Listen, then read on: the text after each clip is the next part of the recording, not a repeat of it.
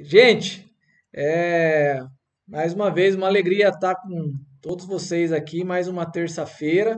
Mas hoje eu vou dizer que é uma terça-feira especial aí, porque a gente tem um convidado de longe que aceitou o nosso convite para estar participando aqui, trazendo uma ministração. Eu vou falar assim publicamente. Eu fiquei surpreso com a prontidão do pastor Fábio em responder a nossa solicitação, em estar aqui contribuindo para esse projeto. Então, eu vou falar um pouquinho que eu sei, só para passar a palavra para ele aqui, daí ele continua e fica à vontade. Então, o pastor Fabião é o pastor do Ministério de Adolescentes lá da igreja da cidade, em São José dos Campos, do Eleve Extreme, né? E tá aqui com a gente, vai trazer uma palavra aí da nossa série que a gente começou esse domingo, né? Falamos lá com a Viviane sobre ansiedade e depressão. O pastor Fabião vai falar aquilo que Deus colocar no coração dele também, para ser um tempo de bênção. Então, pastor Fabião, sem mais delongas, muito obrigado por estar aqui. Fica à vontade, a nossa reunião aqui vai até a hora que o senhor achar que vale a pena aí. E manda bala. A palavra está com o senhor aí. Obrigado, Joel. Obrigado pelo convite. Assim, para mim é sempre uma honra estar compartilhando o que a gente vive da palavra de Deus. Agradeço o convite em nome de toda a nossa igreja aqui em São José, o time de juventude do Eleve e os adolescentes aqui no Extreme, que eu lidero com muita alegria. Assim. Então, para mim é um privilégio estar com os irmãos. A gente às vezes tem algumas dificuldades de estar fisicamente em todos os lugares, né? Mas uma das coisas boas que esse tempo de pandemia trouxe são essas reuniões. Assim, a gente vai encurtando a distância online e vai fazendo amigos, vai conectando os irmãos, vai sendo família e reino de uma forma que antes era possível, mas a gente nem buscava, né? Então eu creio que é uma das coisas boas que a gente leva aí para um mundo pós-pandemia. E, e eu também entendi, né? Nós como igreja estamos vivendo uma campanha aqui sobre vida saudável e é uma perspectiva de olhar para a vida de forma integral, sabe?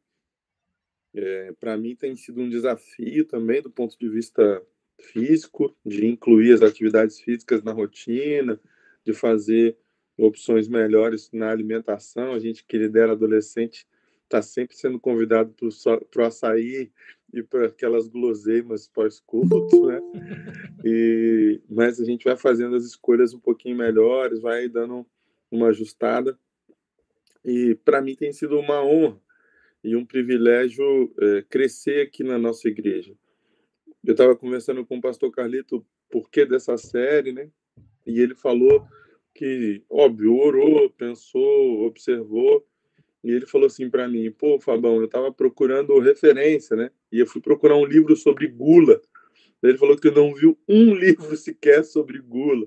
Ele falou: cara, eu sou pastor há 30 anos aí, eu já vi livro de tudo que é coisa, mas assim, eu sei que, por exemplo, um monte de problemas pessoais as pessoas descontam na comida, existe gente com a saúde em sérios problemas por causa desse tipo de coisa. Falei, eu vou falar disso na série também. Aí abriu a série de mensagens em todos os sentidos. E é lógico que eu não sou nenhuma autoridade para falar sobre isso, mas um dos aspectos interessantes da série, e o versículo central da nossa série, que é 3 João 1:2, diz assim, ó, amado, João está escrevendo a Gaio, né? E a fala é essa, amado, ora para que você tenha boa saúde e tudo lhe corra bem, assim como vai bem a sua alma. E é nessa perspectiva que eu queria falar, sabe, um pouquinho o coração e o entendimento de vocês.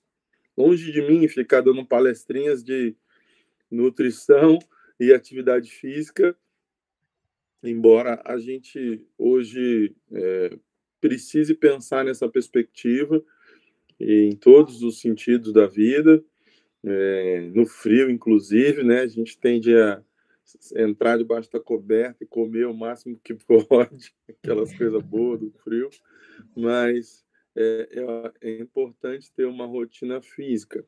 Agora, eu queria me ater muito à questão do coração, sabe?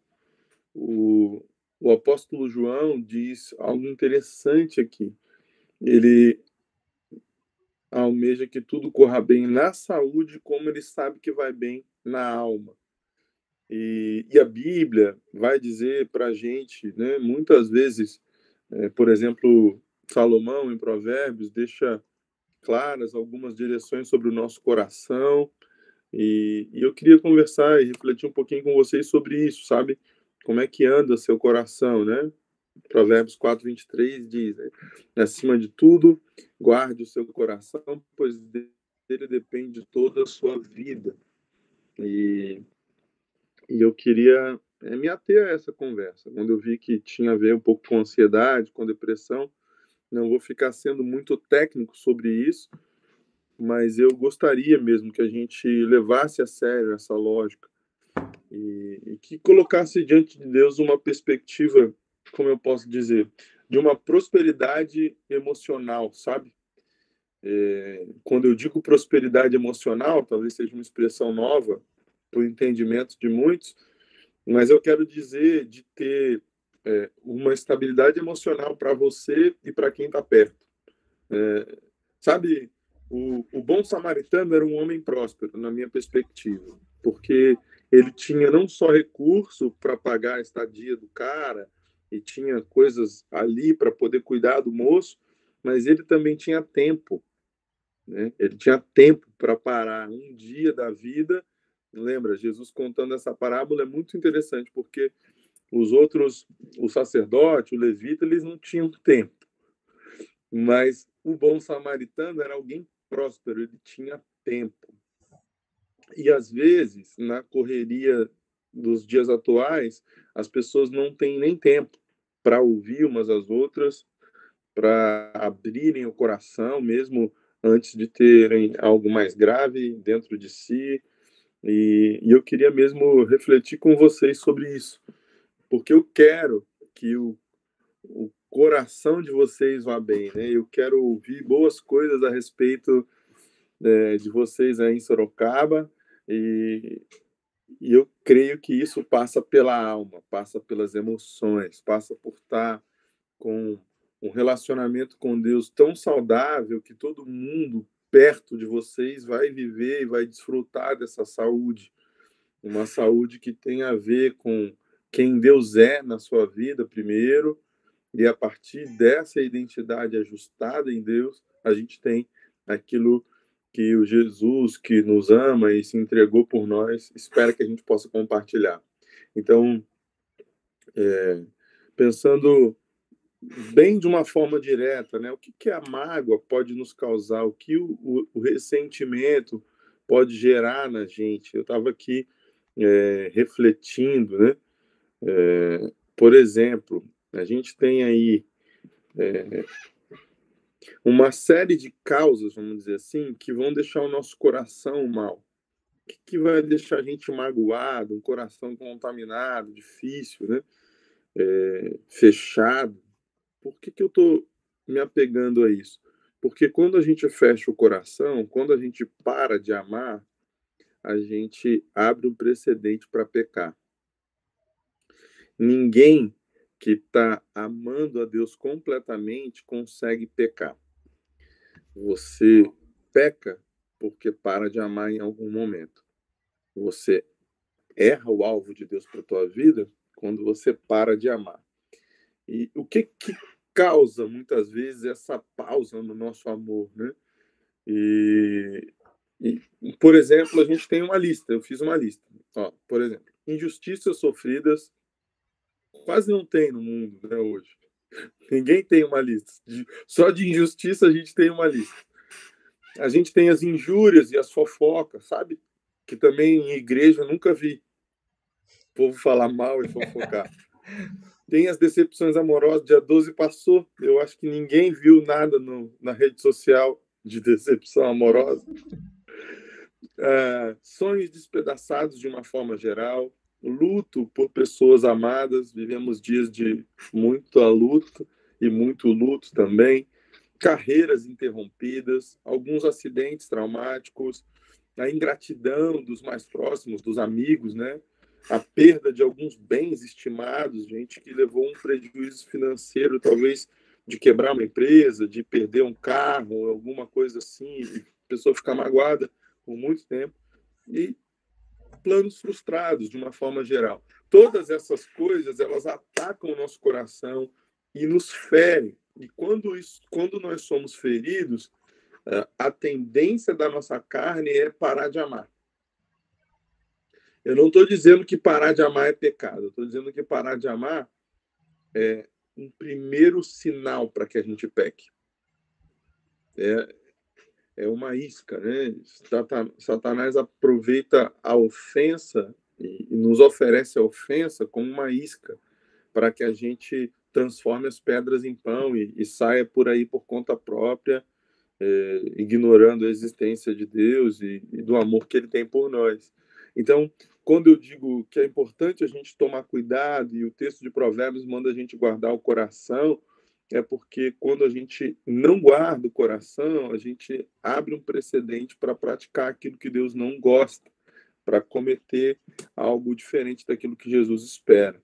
Então, a gente precisa blindar mesmo, né? O pessoal aí gosta das atualizações dos aplicativos, a gente precisa baixar aí um bom antivírus para o nosso coração, para a gente não sair sendo infectado com essas muitas setas do mal que vão fazer com que a gente tenda a fechar mesmo o coração, né? E o que acontece imediatamente quando a gente deixa o coração ser magoado, ser machucado, é uma perda de humor, a perda da alegria, a perda do ânimo, a perda até do prazer de se relacionar e a perda da motivação em sair de casa, muitas vezes, e até a perda da esperança de voltar a sonhar. É muito comum as pessoas ficarem traumatizadas com as ofensas, com as injustiças e deixarem se afetar de forma complexa. Nos dias atuais, o que eu tenho percebido é que o distanciamento social gerou também um distanciamento emocional e tem acontecido um aumento da indiferença, sabe? Como se os problemas dos outros não tivessem mesmo nada a ver com a gente e o egoísmo típico dessa geração fosse se multiplicando sobre a nossa igreja, sobre o nosso jeito de ser igreja, e a gente vai se ocupando muito consigo mesmo. No fundo, é fruto também de ter um coração, às vezes, frustrado, magoado. E aí, como é que a gente faz, então, para viver protegido disso? E o que eu queria compartilhar com vocês é nessa linha. Assim, de forma prática, como é que a gente faz? Do it yourself, né? Vamos fazer um DIY aí sobre a vida, de como a gente vai experimentar uma vida completa em Jesus. É lógico que vocês já são amigos de Jesus o suficiente para entender que quem tem Jesus tem tudo, que Ele é a nossa fonte de vida. Ele veio para que a gente tenha vida e vida plena, né? Como diz em João 10:10, o ladrão vem para matar, roubar e destruir, mas Jesus vem para que a gente tenha vida e vida plena. O que essa vida plena significa, né? E a gente começou a nossa conversa falando do apóstolo João, aquele que eu entendo ser talvez o mais habilidoso na arte do amor, né? Eu vou ler com vocês aqui só mais uns trechinhos da primeira carta de João, um texto clássico que a gente conhece sobre amor e sobre ser aperfeiçoado no amor, né?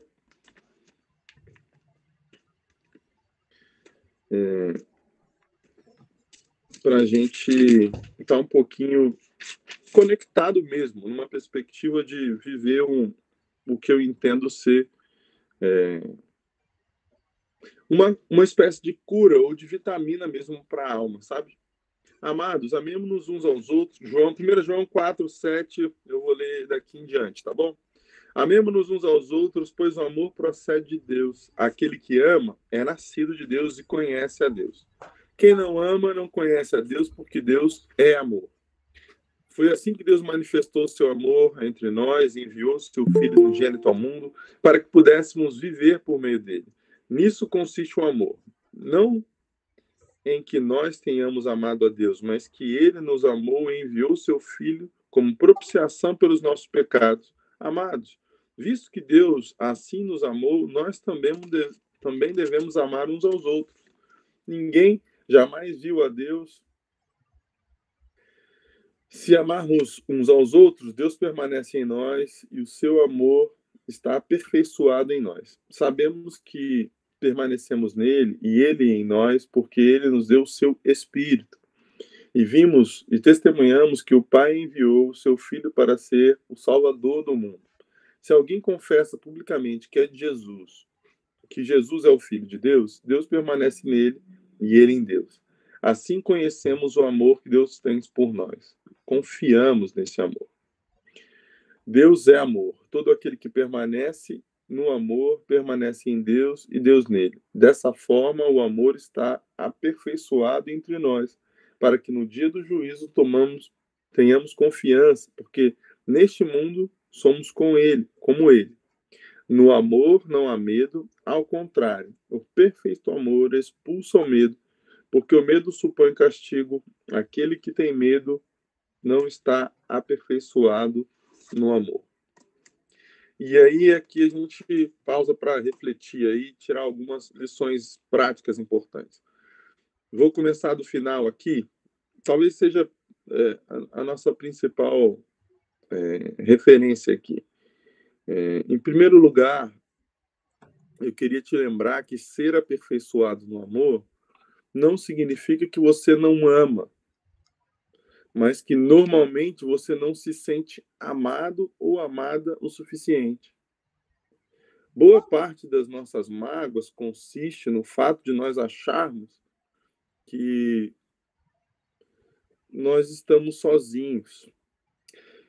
Quando as pessoas nos rejeitam e a gente pega mal, a gente esquece quem nos aceitou, que é o Deus Todo-Poderoso, que é o ser mais extraordinário da Terra.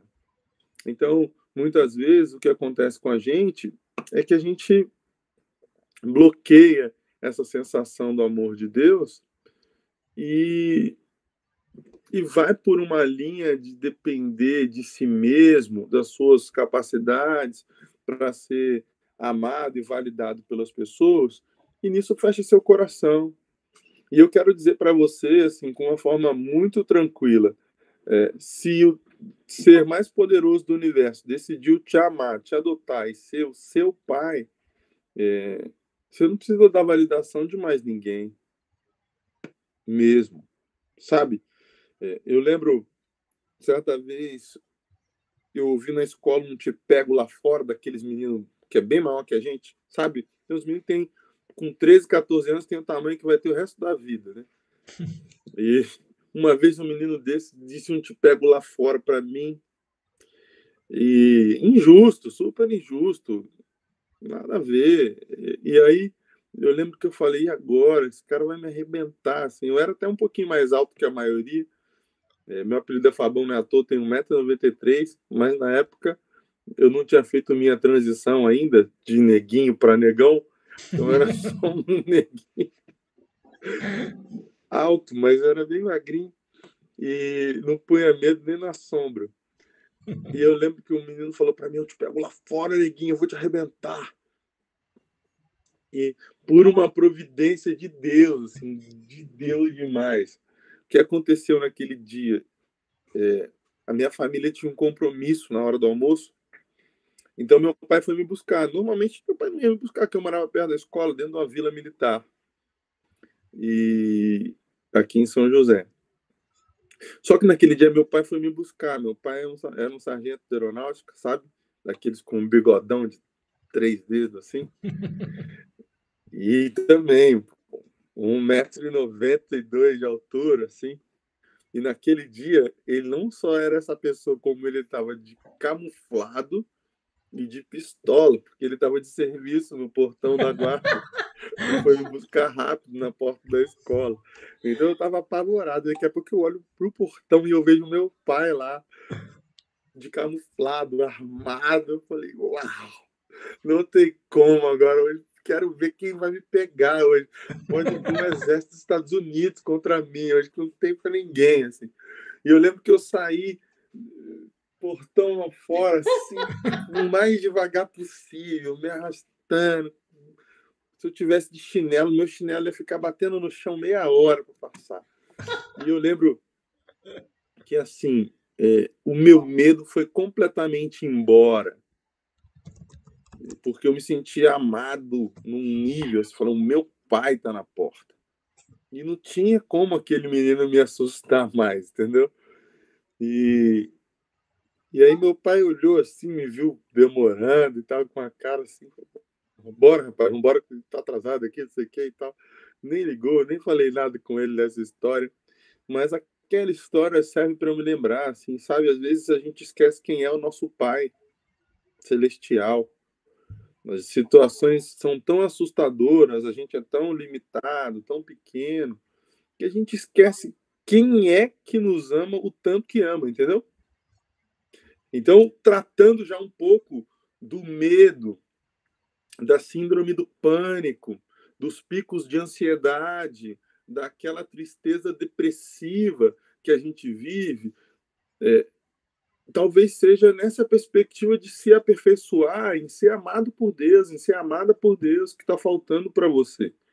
Eu não estou aqui para diminuir as doenças emocionais, eu creio que, como cristãos, a gente deve procurar o máximo de medicina possível e auxílio psicológico e psiquiátrico sem menor dificuldade. Eu reconheço a legitimidade de todas essas doenças, mas ao mesmo tempo eu sei como o inimigo é mau, é astuto e ele pega carona nesse tipo de pensamento que a gente tem.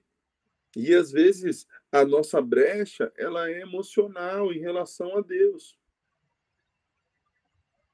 Por causa, sabe, de uma frustração com as pessoas, a gente se desconecta um pouquinho desse amor de Deus e é óbvio, vai ter dores na alma, vai ter níveis de rejeições na alma para tratar, quando boa parte da solução também está em se relacionar com esse Deus poderoso que nos ama.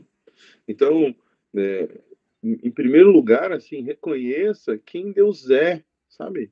Para que você consiga vencer mesmo seus medos, sabe? Boa parte da perspectiva espiritual, daquilo que às vezes é uma causa da nossa depressão, né?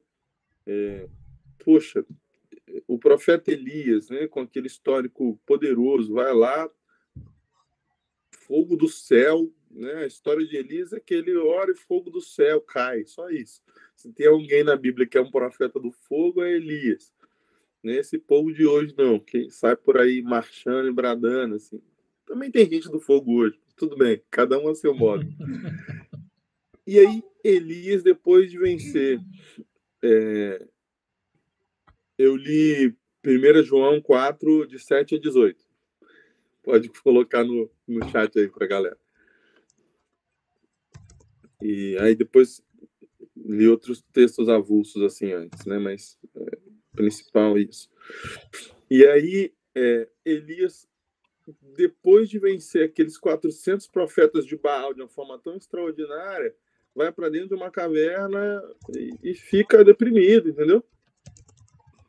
Eu acho que é importante a gente lembrar que o fato da gente ter uma história extraordinária com Deus não deixa a gente blindado em relação aos nossos pensamentos limitados.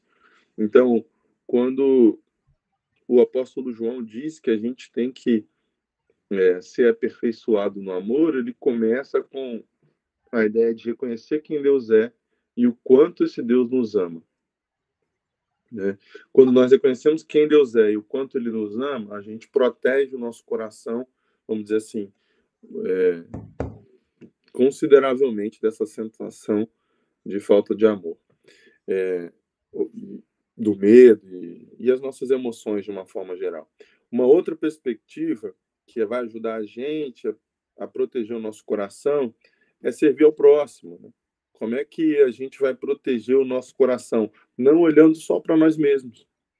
Então, para que o seu coração fique protegido, sirva as pessoas. Fala, bom, por que eu tenho que servir as pessoas, já que ninguém faz nada por mim nesse mundo? Porque você é discípulo de Jesus. E Jesus veio aqui para servir. E não para viver de moeda de troca. Imagina Jesus fazendo por discípulos só o que os discípulos podiam fazer de volta. A gente não estava aqui, entendeu? É bem simples essa matemática. Então, assim, Jesus fez mais. E é legal porque Jesus resolve até uma discussão. Cara, eu fico imaginando os discípulos de Jesus. Tem teólogo que diz que não, mas eu penso que a maioria deles era bem jovem, quase adolescente, assim. Tanto que só Pedro tinha sogra. E tem um episódio legal que tem Tiago e João, lá, os Boanerges e tal, que é a mãe deles que vai falar com Jesus. Mano, quem é o cara que a mãe vai falar com o professor e com o médico? É um adolescente. É um adolescente. Quem tem a mãe fazendo você passar vergonha é o adolescente. Não adianta. A minha mãe é campeã mundial na vergonha dos filhos, assim. Eu já passei todos os tipos de vergonha, então eu sou muito tranquilo quando eu lido com mãe de adolescente, assim. Hoje eu sou mó de boa e tal, porque minha mãe já... Nossa, minha mãe é tipo a mãe deles, assim. Ela falaria para Jesus, mestre, deixe meus filhos sentados à tua direita e à tua esquerda na glória. E aí, assim, eu falei, mas mãe, eu nem pedi nada. E é muito legal esse episódio. Eu nem pedi nada. E aí Jesus fala, ó, não é por aí, você não sabe nem o que você está pedindo, mas tudo bem, eu vou explicar. E aí Jesus explica essa história como ele diz assim, ó, no reino é assim, quem quiser ser o maior, seja o mais servo. Então, tem um jeito de ser maior no reino de Deus, sim, mas é uma grandeza diferente da terra. É uma grandeza que é o céu mesmo, é uma grandeza que tem a ver com Jesus. Eu não vou lembrar agora de cabeça essa referência, mas todo mundo conhece essa história e ela vai servir para ilustrar a gente de como servir as pessoas é importante para quem é discípulo de Jesus. Porque Jesus serve até quem decidiu rejeitá-lo. E é assim que a gente vai deixar o nosso coração blindado. Sabe? É assim que a gente vai se tornando imunizado em relação ao orgulho e à ofensa. Vacinado mesmo, né? Receba uma vacina hoje aí para o seu coração. A gente quer a outra, tudo bem, sim, obrigado. Enquanto não chega para todo mundo a outra, a gente vacina o nosso coração servindo ao próximo. Servindo ao próximo com alegria, com aquilo que nós somos e não com o que o próximo é capaz de oferecer de volta. Sabe, eu fico imaginando a multidão de gente interesseira e Jesus pensando assim, não, só vou curar se todo mundo for me agradecer. Que a gente quer perdoar as pessoas desse jeito, por exemplo. A gente quer servir as pessoas com essa medida.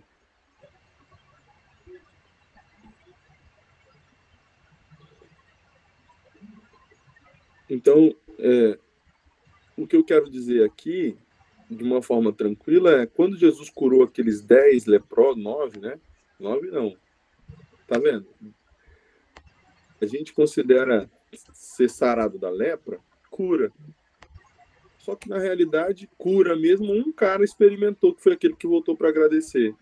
Mas 10 caras foram sarados da lepra. Jesus serviu aqueles caras, mesmo sabendo da incapacidade deles de voltar minimamente para agradecer. Não é que Jesus cobrou 10 aí de cada que vai receber uma cura. Não. A gente acha que pelo menos vai valer a pena voltar para agradecer, né? Então, essa é a nossa segunda verdade.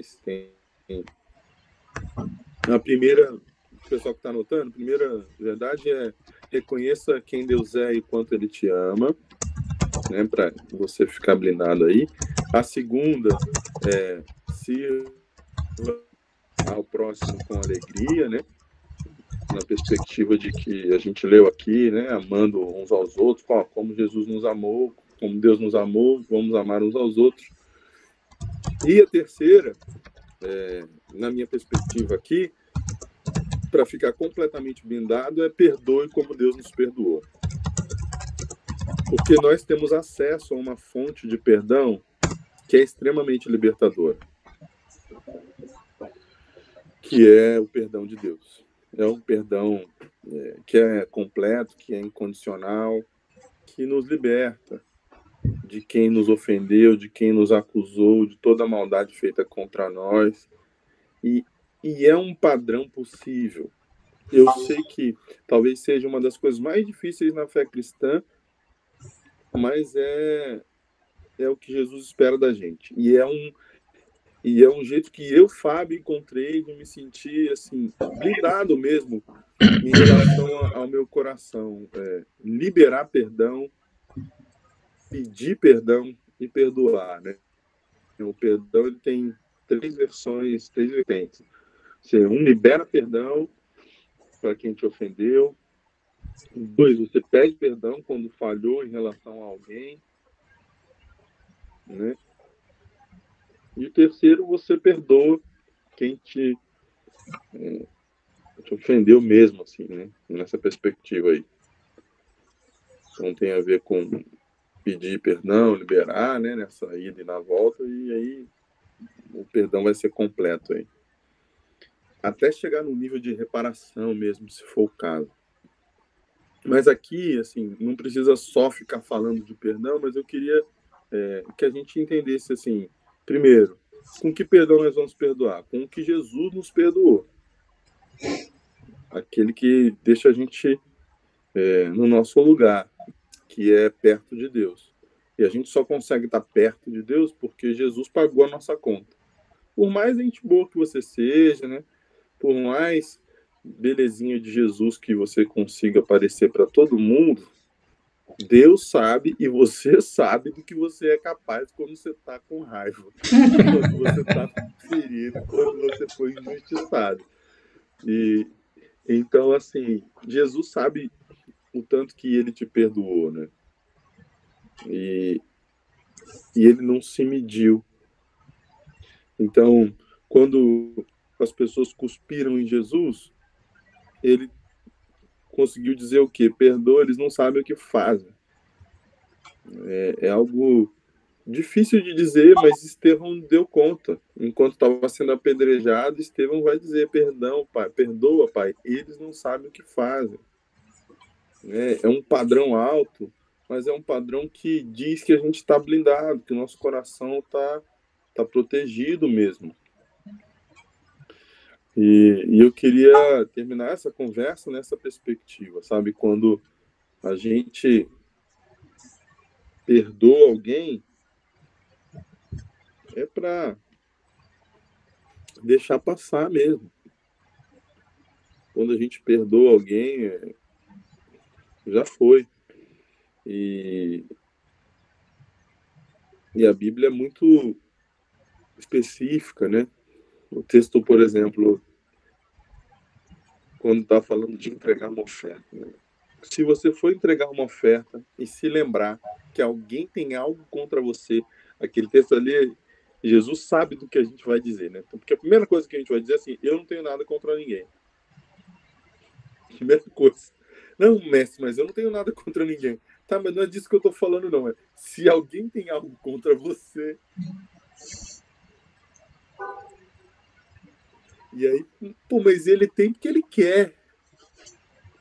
Falei, não, mas então, o texto não diz se ele tem justo ou injustamente. Diz se tem. Tem algo. Deixa a sua oferta ali um cantinho, vai até essa pessoa, se ajusta, né? Pede perdão E aí você vem dar a sua oferta. Por quê? Porque pedir perdão tem a ver com essa questão de se humilhar. Tem um pastor do Rio que eu conheço, um amigo, que ele diz que perdão, né, no Rio é como se você ouvisse perder o Playboy. É uma perda enorme. Você tinha razão, você tinha argumento, você estava certo, então você perdeu. Tem essa sensação de prejuízo mesmo. Você só está pedindo perdão mesmo quando você tem essa sensação de prejuízo. Tipo assim, nossa, mas eu tinha razão aqui, eu não devia estar fazendo isso. Eu estou perdendo aqui. Olha, essa sensação de perda é a sensação do perdão. Então, olha, a razão foi embora, porque a aliança é mais importante. E é aqui que eu queria te lembrar da aliança que Jesus tem com você. Porque de forma razoável, por mais legal que você seja, talvez você nem se escolhesse para fazer tudo que Deus te confiou a fazer. Para estar na família que você está, para estar na igreja que você está, na galera que você está. De repente você acha que tinha gente mais capaz para fazer o que você está fazendo. Mas Deus tinha certeza que não. Que valia a pena entregar o filho dele por você, de uma forma macro, por todo mundo, mas ao mesmo tempo de uma forma específica para cada um. A nossa salvação e a santificação com o perdão de Cristo tem essa característica. Ela é por toda a humanidade, mas ela é para cada um de nós. A salvação, mais do que as pessoas imaginam, não é individual, ela é pessoal. Significa que é cada pessoa, uma de cada vez, igualmente importante para Jesus. E é importante que a gente carregue esse valor. Quando nós nos lembramos o quanto Jesus vê de valor em nós, a gente perdoa a si mesmo, os outros, e pede perdão para quem precisar. Então, eu queria deixar essas direções para vocês, né? Sejam aperfeiçoados no amor. O perfeito amor vai mandar embora o medo e com ele também as raízes da depressão e os picos de ansiedade e vai nos deixar no nível de comunhão que o Pai espera para conseguir repartir com todo mundo esse amor. E as pessoas vão olhar para a gente e ter o coração carregado de esperança e vão ter vontade de perguntar qual é a razão da nossa esperança. E aí a gente vai poder dizer que é a aliança que Jesus tem com a gente.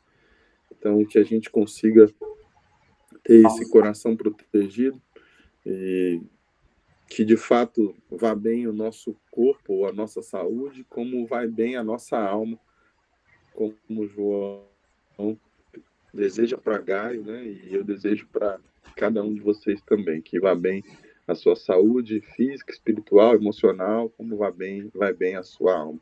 No nome de Jesus aí, querido. Deus abençoe muito aí.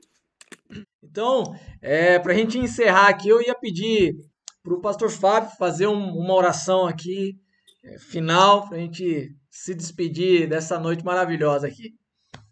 Beleza, vamos orar. Jesus, obrigado, muito, muito obrigado pela comunhão que temos contigo e uns com os outros. Eu abençoo os teus filhos e filhas e cada casa que eles representam aqui, cada parte da tua igreja. Obrigado, Jesus, porque somos família, somos da tua família, do teu reino. Eu abençoo a igreja dos teus filhos, a comunidade que eles representam. Pai, que eles possam encher e multiplicar mesmo essa terra de Sorocaba com o teu amor, com o teu favor. Deus, que de verdade o cristianismo que eles vivem seja cada vez mais aquilo que o Senhor sonha e planeja. Fortalece, Senhor, na tua palavra e no teu espírito, os teus filhos e filhas. Eu abençoo também a vida familiar e profissional de cada casa aqui representada. O Senhor é um Deus de provisão. Pai, nós vivemos dias de incertezas da terra, mas com convicções do Senhor e do céu, de que o Senhor é o nosso Jeová Jireh, é um Deus de provisão, é um Jeová Rafa, é um Deus de cura.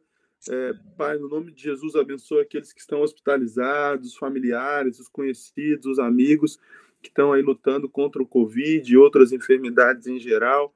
Que o Senhor tenha misericórdia e a gente tenha boas notícias, Pai, no nome de Jesus. Obrigado mais uma vez por esse encontro, pela tua palavra verdadeira, pelo teu amor, pelo teu perdão. Nós oramos no nome de Jesus. Amém. Amém, amém. Amém. Bênção, galera. Valeu. Ótima noite para todos. Boa semana. Valeu. Tchau, gente. Tchau, tchau. Boa Até a semana. próxima. Deus abençoe Valeu, todo mundo. abração. Tchau, tchau. Valeu, Fabião. Deus Obrigadão, abençoe. hein? Deus abençoe. Amém. Tchau, tchau.